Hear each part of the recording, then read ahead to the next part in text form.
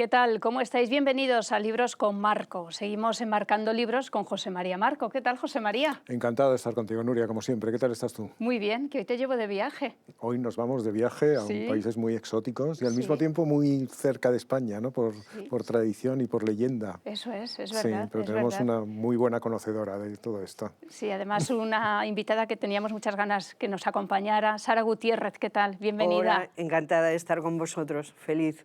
Aquí tengo tu libro y es que a los dos nos ha encantado. Primero, si te parece, hablamos del editor. No es muy habitual, No, ¿verdad? no, pero me parece además que, vamos, de obligado cumplimiento esto. Bueno, Jesús Ejido está detrás de Reino de Cordelia. Los espectadores de Libros con Marco ya lo saben, ha estado aquí en un par de ocasiones y ha editado El último verano de la URSS, del mar Báltico al mar Negro en tren, de Sara Gutiérrez, con ilustraciones de Pedro Arjona, un libro maravilloso.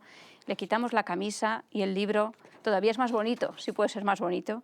Es la verdad que una edición. Y justo antes de empezar esta entrevista hablábamos que se hubiera quedado en un libro pues, de viajes más, en una experiencia, pero gracias a esta edición maravillosa, las ilustraciones y aparte el texto que ahora comentaremos, es un libro que yo recomiendo para regalar porque realmente es un viaje en el tiempo y también, por supuesto, en el espacio, a la URSS, pero hace 30 años, ¿no? Hace 30 años.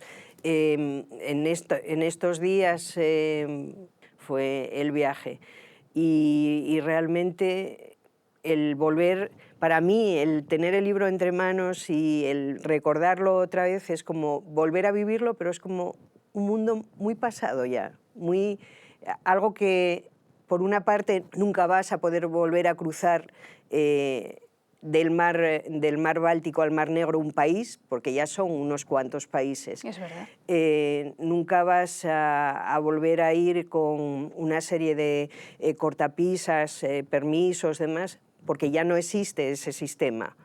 Nunca podré hacerlo otra vez porque ya no tengo esa juventud. Pero es un viaje que realmente, además de un viaje turístico, un viaje geográfico, fue un viaje interior, aunque suene un poco cursi, bastante fuerte, que es lo que pensé que merecía la pena realmente compartir. ¿Quién era Sara hace 30 años? Sí, ¿por qué? ¿Cómo llegas a una ciudad como Kharkov, en la Unión Pues Soviética, a estudiar lo que estudiabas, medicina? ¿Qué es lo que te impulsó a tomar era, esa decisión y a llegar hasta allí? era una obetense, una asturiana muy apasionada, muy deseosa de conocer el mundo, muy estudiosa, era por aquel entonces y había acabado la carrera de medicina y quería hacer oftalmología y en Oviedo precisamente hay un nivel muy alto de oftalmología y pensé que si algún día me quería codear de tú a tú con mis colegas, mis futuros colegas, tenía que hacer algo extraordinario. Y buscando el qué y el cómo, me encontré con una beca de la Unión Soviética para hacer allí la especialidad, la solicité y cuando me la concedieron no dudé ni un momento. Pero no sabías ruso. No sabía ruso, no estaba nada politizada, porque, por ejemplo, mi madre me decía, pero los comunistas... Y yo pensaba, a mí me da igual que sean comunistas que extraterrestres. O sea, tienen fama de que tienen una oftalmología también muy buena, de que la ciencia tiene un nivel muy alto y yo quiero ir allí. Tengo la oportunidad y quiero ir. Y fui. Y en 3 días casi te plantaste allí. Y Porque ya la aventura para poder ir allí. ya la aventura empezó cuando llegué, que me habían asegurado que estaría alguien esperándome en el aeropuerto con un cartel y yo pensé, bueno, pues como aquí cuando vas a un congreso llegas y están allí con tu nombre, tal, te llevan, te traen. Y realmente no había nadie. O sea, el no saber ruso fue lo que me salvó, porque yo tenía que hacer un cambio de avión en Moscú, un cambio de aeropuerto y para coger el avión a Kharkov, y cuando estaba allí en el aeropuerto oía Kharkov. Entonces Era lo único que entendías. era lo único que entendía, iba con mi tarjeta de embarque a esto y que no, bueno, pues me volvía a sentar, Kharkov, volvía. Y entonces una chica que me vio ir 3 o 4 veces porque había un montón de vuelos, lo cual me hizo pensar que sería una ciudad importante, o sea, no tenía ni idea dónde iba. Se me acercó y me dijo en inglés, ¿vas a Kharkov? Sí, sí, tal. le enseñé la tarjeta de embarque, vamos en el mismo vuelo. Y era una chica iraquí que me dijo que había estudiado una ingeniería en Kharkov y que venía a ver a una hermana que estudiaba medicina. Yo le conté mi historia, que era médico, que venía a hacer la especialidad, y me dijo, bueno, aunque es diferente porque tú ya tendrás que ir al sitio de los especialistas, te vienes a la residencia de mi hermana conmigo, porque, bueno, allí sabrán más o menos, al fin y al cabo son también de tu rama, ¿no?, de medicina. Yo dije, no, si es que a mí me van a estar esperando cuando llegue, hay alguien que me va a estar esperando. No, no, no te va a estar esperando Ya nadie. conocía la administración soviética. Y yo pensaba, bueno, a ver, que diga lo que quiera, pero me van a estar esperando, es que me lo dijeron. Y me dijo, mira, hoy es el día de la Revolución de Octubre. Y yo pero si es que es noviembre. Ya, pero es que con el calendario, o sea, todo eran novedades. Y con el calendario, hoy es la fiesta, hoy está todo el mundo de fiesta, no va a venir nadie. Tú créeme, tú no te preocupes que yo te vienes conmigo y tal. Bueno, llegamos a Kharkov y efectivamente aquello se fue vaciando de gente y allí no quedaba nadie, esta buena chica esperándome, hasta que al final accedí y me fui con ella, porque realmente no llegó nadie y no tenía pinta de que fuera a llegar nadie a por mí. Y creo que fue la primera ya buena lección de aquel viaje, ¿no? El estar pendiente un poco de los demás, ¿no? Vamos todos, yo soy una persona muy egoísta, que voy muy a lo mío. Y pensar que alrededor tuyo hay gente que con un pequeño gesto le salvas la vida. Porque ¿qué hubiera hecho yo allí en Kharkov, a la puerta del aeropuerto, en noviembre, muerta de frío? Si esta buena persona no me lleva con ella, que me llevó a esta residencia, estuve allí. Luego ella hizo el traspaso de poderes, me pasó a una colombiana, ya oí hablar español ya. Esa es otra, que es que hay cantidad de nacionalidades había, ¿no? Es que había mucha gente. Por una parte estaban toda la gente de las repúblicas soviéticas, pero luego había mucha gente, sobre todo en Latinoamérica, y había mucha gente. Había como dos grupos, ¿no? Había la gente que estaban por sus partidos comunistas y esto, que eran sobre todo gente de Latinoamérica y gente de África, de Etiopía, tenía un compañero. Qué bueno. Y luego había muchos árabes que estaban, la mayoría pagando, gente de Líbano o había palestinos. Estábamos gente de todos los lugares, quizá de donde no había era de lo que ellos llamaban Occidente, que éramos los capitalistas. Entonces yo era también allí una cosa extraña, ¿no? Me decían, pero tú, y yo pensaba, pues sí, me pasé de aventurera a lo mejor, porque por otro lado yo iba con la ilusión de que iba a estudiar, vamos, con la superélite. Pensé, te llevas a una española a estudiar a la Unión Soviética con una beca, me van a poner con la élite de la élite a... Bueno, pues no llega a un hospital normal, a hacer una residencia normal de oftalmología, y luego ya me cambié a Moscú, a un sitio fantástico, pero aquel era un sitio bueno, pero un sitio normal, no era nada especial para mí. Yo pensé que me llevaban como algo especial, porque extraordinario, el instrumental, ¿no? y demás quizá estaba más avanzado en España, ¿o no? Sí, muchísimo más. Aquí en Kharkov, la primera... es que tenía que enhebrar agujas.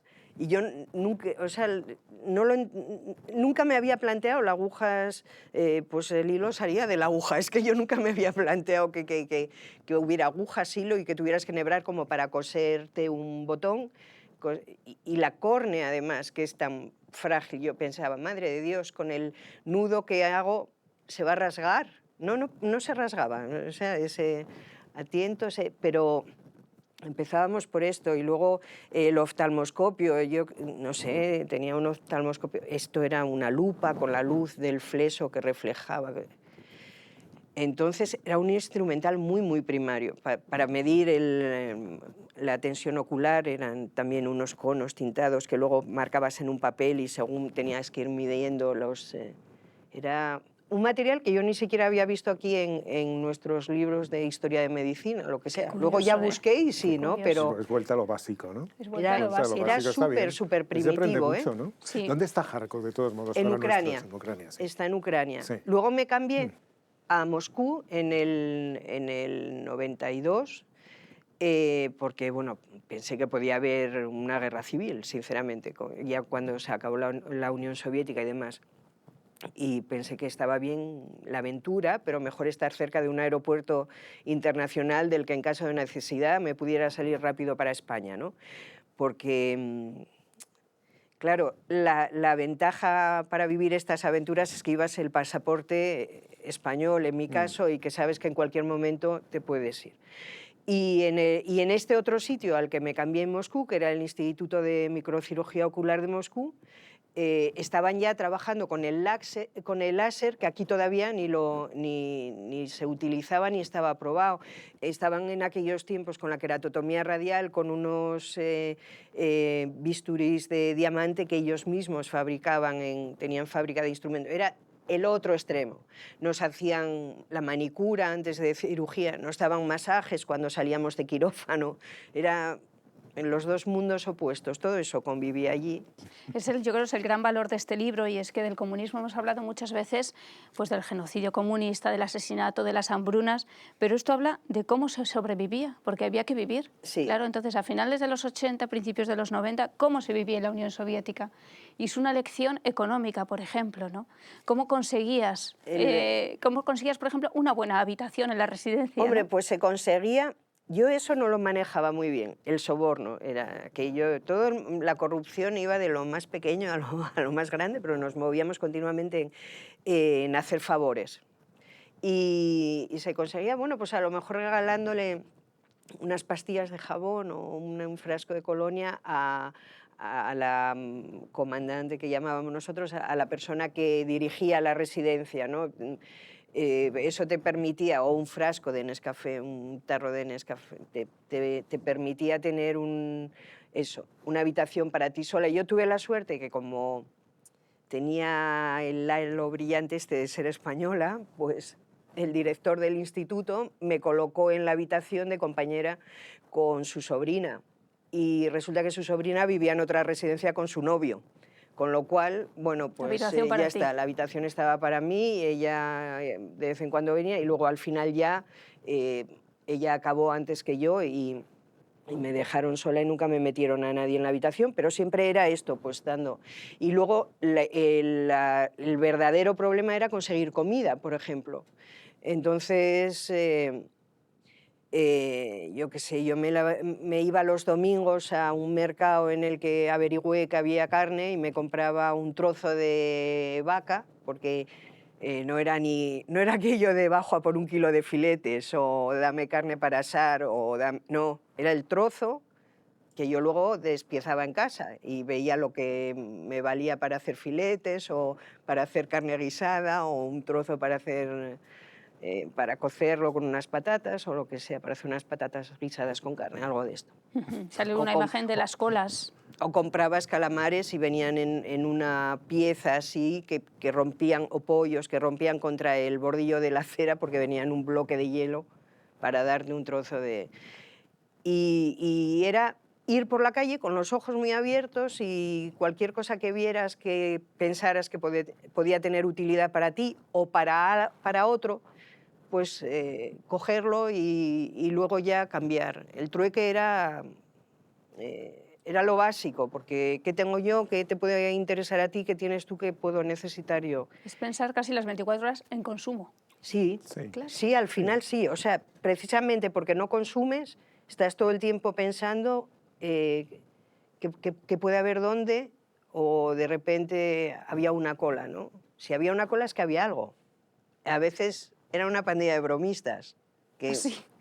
tampoco había mucho que hacer, ¿entiendes? Entonces, bueno, pues yo qué sé, tal, cual, ¿y qué hay? Bueno, pues no se sabe, no sé, tal. Y cuando ya la cola iba larga, pues los de adelante se iban, pues los de atrás también, porque no había nada. O sea, entonces era muy frecuente que en la tienda no había nada, pero por detrás sacaban algo, ponían una mesa como de camping y a vender allí pues lo que fuera. Es que desde para acabar con las cucarachas, unas tizas que había chinas, me acuerdo, para marcar así todo el perímetro o unos fideos o unas camisas de seda que habían traído de China, que venían muchas cosas de China de aquella. Bueno, iba la gente mucho para trapichear, o jabón o lo que fuera, o zapatos. A mí, en uno de los trayectos, por ejemplo, me robaron, creo que fue el revisor, porque me llevó allí a su cuarto para decirme que me habían robado una maleta, me despertó y tal. Cuando yo le dije cómo era la maleta al policía, él dijo, yo dije, llevaba un montón llevaba 4 bultos, y le dije marrón, y me dijo, no, gris. Digo, no, creo que era la marrón. Y él, no, era gris. Y entonces volvimos a mi compartimento y efectivamente me faltaba la gris. Digo, bueno, sabe más que yo, entonces la vio. O sea, bueno, era un... Es que los zapatos eran un bien muy preciado. Y en esa maleta, que nunca más lo hice, llevaba luego siempre todo mezclado, llevaba todo el calzado. Bueno, pues en todo el año no pude comprar hasta casi el verano ya, y cuando vi en un sitio que vendían calzado, pues me tuve que comprar el par que me dieron, ¿no? Yo vi mucha gente afuera y no entendía el manejo, bueno, vi, pero no vi el manejo, y el manejo era que tú entrabas, comprabas el par que te daban y salías afuera a ver quién tenía tu número y a quién le interesaba tu número, o sea, el que te habían dado y el que tú necesitabas para tus pies. Entonces, era continuamente este trajín de mover bienes de consumo, ¿no? Estamos hablando de los años 90. No. Pero Sí, el final libro de los 80-90. el libro es un libro de viajes, ¿no? El libro cuenta un viaje muy particular, además, ¿no? Sí. Desde la ciudad donde estabas estudiando hasta San Petersburgo, entonces Leningrado, luego pasas por Tallin, pasas por varias ciudades que ahora ya no pertenecen a Rusia, es decir, que fuiste testigo de un privilegiada, ¿no? De un momento muy particular en la historia de Rusia y de la Unión Soviética, ¿no? Que son los meses previos al final, al colapso del Imperio Soviético, ¿no?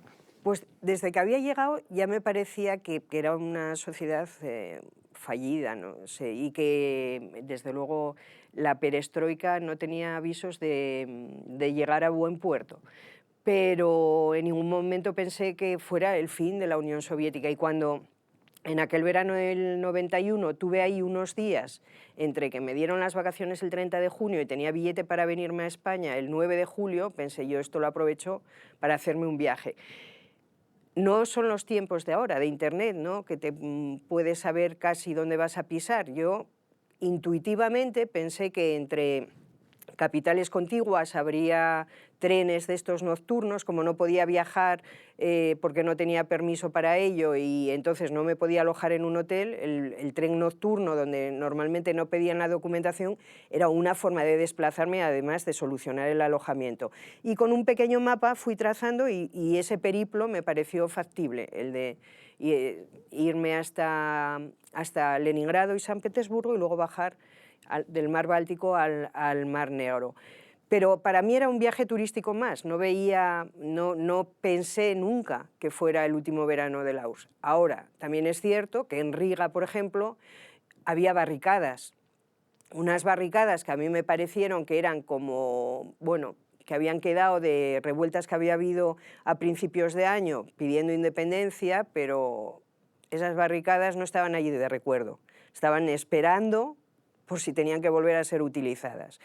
Cuando en Vilna no encontrábamos de ninguna de las maneras billete, porque mi intención era ir de Vilna a Minsk, la capital de Bielorrusia, pero llegaba el tren sobre las 3 de la mañana, entonces, bueno, llegar tan pronto a una ciudad y luego aguantar todo el día para... Entonces buscamos otro sitio, otro destino, y no aparecía ningún billete para ningún sitio. Todo el mundo se estaba moviendo. Claramente había muchos rusos, y me lo había contado en el City Tour que hacíamos todos los días, la guía en Riga, había muchos rusos de las repúblicas bálticas que estaban también intentando irse, porque veían que, bueno, no dejaban de ser el pueblo opresor que iba a pasar a ser el que se quedaba en unas repúblicas independientes y se querían ir también hacia sus sitios. También había mucha gente que estaba intentando moverse por lo mismo que se movían desde los últimos meses en todos los sitios, para ir a por mercancías, para traer y llevar. Y ya el colmo fue en Kiev, cuando de repente nos vimos envueltas en una manifestación independentista, que a mí me hizo mucha gracia porque la bandera era azul y amarilla como la asturiana, o sea, una inconsciente, pero que allí se veía que la gente estaba lo que estaba, a decir, a ver, Ucrania es independiente. Y aquella manifestación nos podía haber hecho pensar que algo gordo iba a pasar, porque sin el permiso de las autoridades no hubiera sido posible. Y era realmente una manifestación grande, potente y pacífica. No había policía diciendo dispérsense, no, las autoridades estaban apoyando aquello. Ni siquiera cuando ya en Oviedo oí que habían secuestrado a Gorbachov, pensé en la disolución de la Unión Soviética. Pensé que habría un paso atrás y que se endurecería el régimen, pero no, que se iban a separar las repúblicas, quizá las bálticas, que eran claramente diferentes, pero el resto... Las partes más bonitas del libro, por lo menos las que a mí me han gustado mucho, es el trayecto en tren. Es decir, cuando cuentas la gente, las anécdotas con la gente, las noches, cómo se duerme, cómo se come en el tren, ¿no? Hay varias cosas sobre esto, pero la primera pregunta es, no hablaban de este asunto del posible colapso, no estaba en la conversación, ¿no? No, yo creo que lo mismo que la gente que nos íbamos encontrando en el tren, que además entras enseguida en confianza y en conversación y van surgiendo temas casi según el lugar geográfico que vas atravesando, porque los problemas al final son diferentes según el sitio, ¿no? Pero la gente vivía muy ajena a lo político. Yeah. Era aquello de... yo hago mi vida, esto que decía antes, del trueque, del sobrevivo como puedo, con los que son como yo, porque si sobresalgo y saco la cabeza, como me la cortan. Entonces, mejor mantenerme. Y realmente de política, en el ambiente en el que yo me movía, no había ni preocupación ni conversación, por lo menos públicamente, que yo participara. Sí surgían cosas como, por ejemplo, en el trayecto del Lvov a Kiev coincidimos con una pareja que iba a ver a familiares afectados por la catástrofe de Chernóbil. Bueno, pues lógicamente ahí hablamos de eso. Y sin embargo, lo pienso ahora, y en ningún momento se habló de qué mal lo hicieron las autoridades, qué desastre, que dijeron que se iban para 3 días en la evacuación y nunca más pudieron volver a su sitio.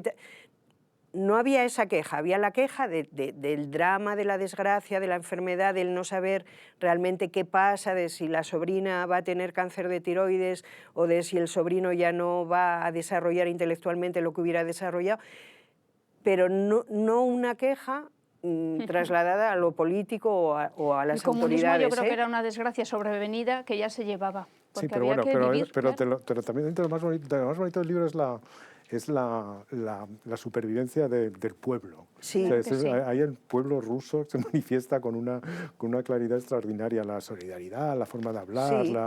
el intercambio permanente, ¿no? Esas cosas que ahora se han perdido. Sí. Ahora coges un tren de San Petersburgo a Moscú y es como si cogieras el AVE. Sí, yo estuve en 2018 y efectivamente así. Pero eso es muy bonito del libro, eso es muy fascinante, ¿no? Gente rusa, ¿no? Cómo se manifiesta, cómo habla, lo fácilmente que comunica. Sí, lo rápido que todo el mundo saca, lo que tiene a compartir. Para compartirlo. O sea, no es aquello de, a ver, vamos a cenar, tú pones esto, tú pones... No, yo tengo esto, lo pongo. Tú si tienes algo lo sacas, si te lo dejas en tu maleta, eres tú, nadie te mira a ver qué haces ni qué no. Cada uno actúa por... Y eso, a ver, claro, no se puede idealizar, pero mi experiencia es que en el 90 y muchos % de la gente con la que me crucé había esa actitud de compartir, de charlar, de vivir, no sé, de sentir la vida como algo que tú todavía puedes manejar, disfrutar y sacar adelante a pesar de los pesares, ¿no? A pesar de, pues eso, de las penurias económicas o de los miedos políticos. Claro, porque tú no podías viajar, por ejemplo, antes lo has mencionado, pero claro, no podías viajar, necesitabas el permiso o alguien en el país o en la ciudad de destino que te autorizara, sí, que te recibiera, ¿no? Lo había hecho una vez y era, vamos, tedioso, ¿eh? Porque tú primero tenías que conocer a alguien en el sitio al que querías ir, lo cual en un viaje de estas características era algo imposible para mí. Esa persona tenía que ir a su jefe de trabajo y a su comisaría local a decir que quería invitar a esta persona y tal. Cuando ellos lo habían admitido todo y te mandaban a ti la invitación, yo tenía que ir a mi jefe del hospital, tenía que ir a la comisaría local y ellos tenían que aceptar que efectivamente esa persona me podía... Tú fíjate, para ir a nada, a una visita o a un... Entonces yo aquí pensé que eso, vamos, es que ni me lo planteaba. Pero tenía la experiencia de viajar en trenes nocturnos porque yo volaba siempre a Moscú y de Moscú a Kiev, a Kharkov, perdón, iba en tren nocturno y viceversa. Y nunca me habían pedido ningún tipo de documentación ni nada. Entonces pensé que, hombre, o que no la pedían nunca o que tenía que tener muy mala suerte para que me la pidieran a mí, ¿no?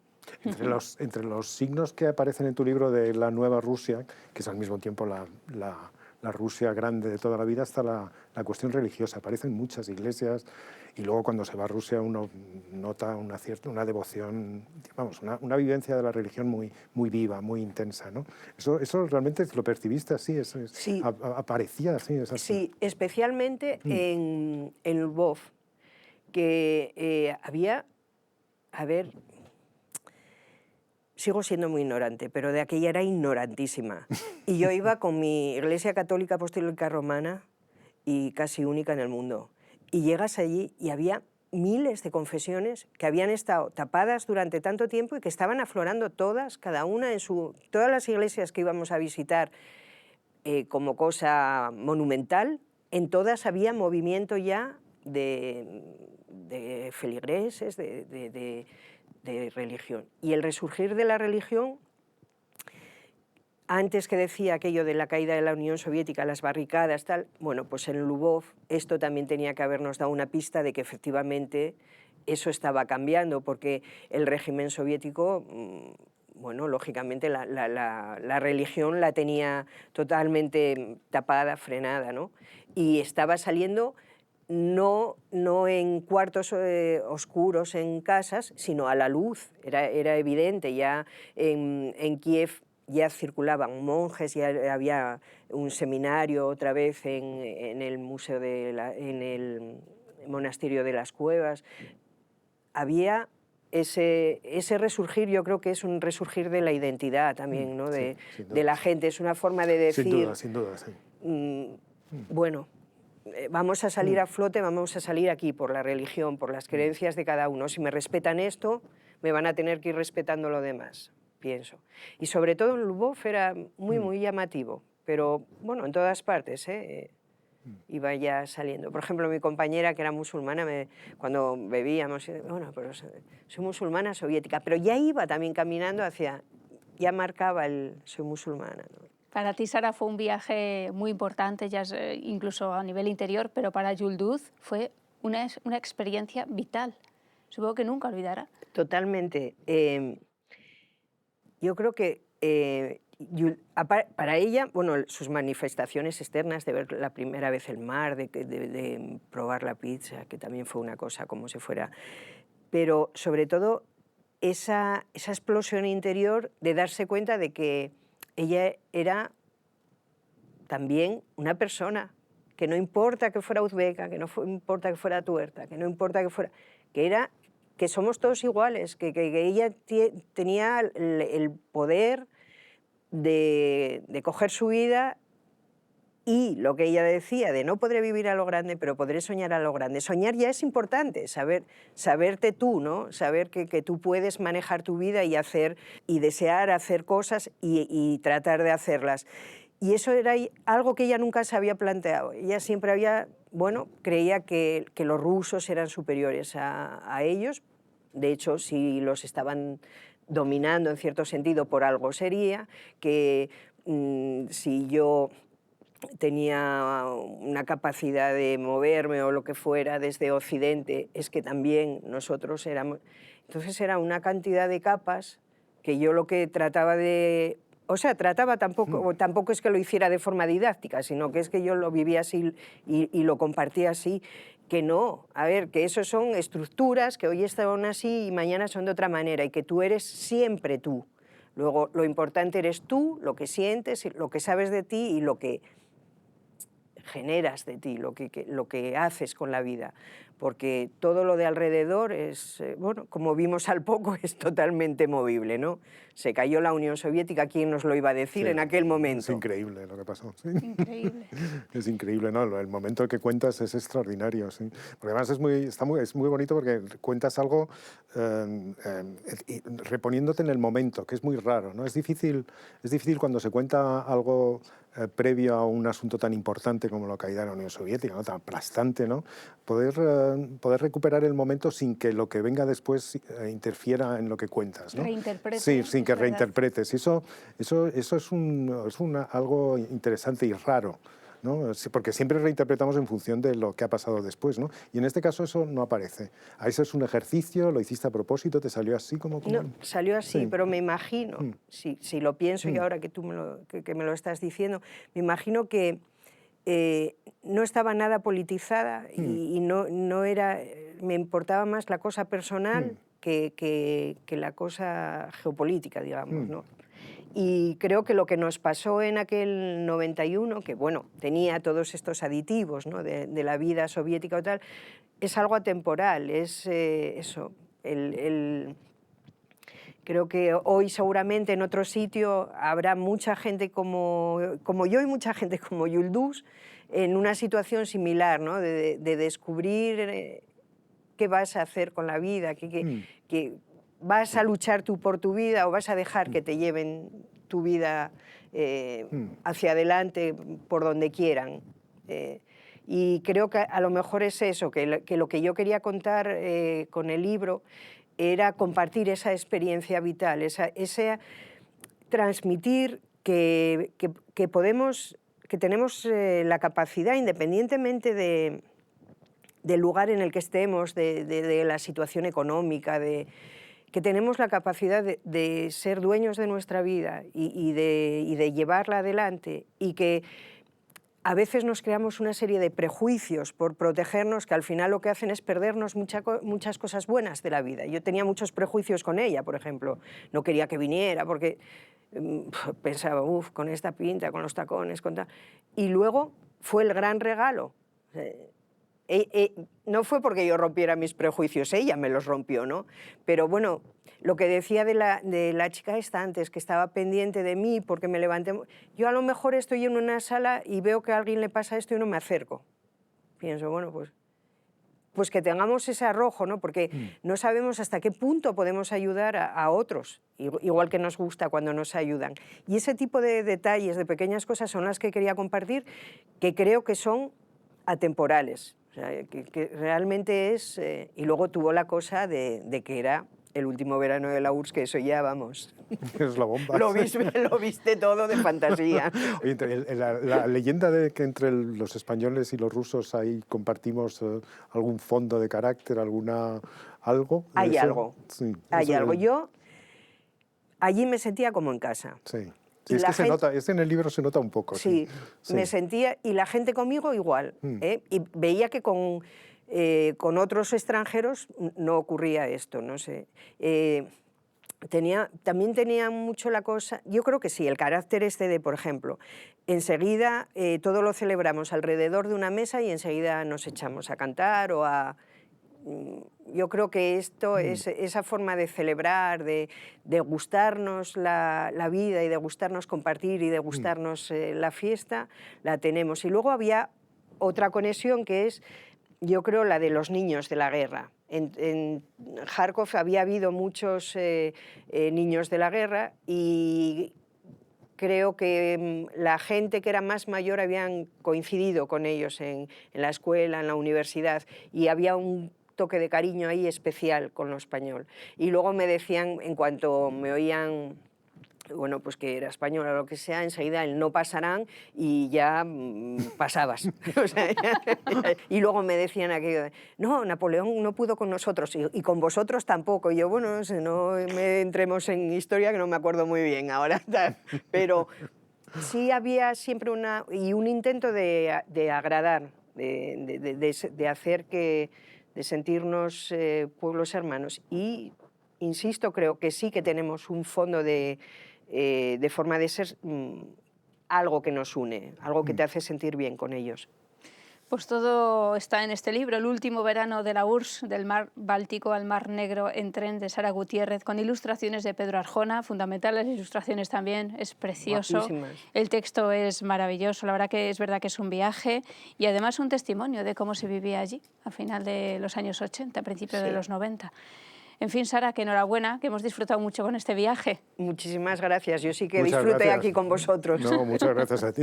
Gracias. Muchas gracias. Encantados. Gracias, José María. Muchas gracias a ti. Gracias a todos por estar ahí.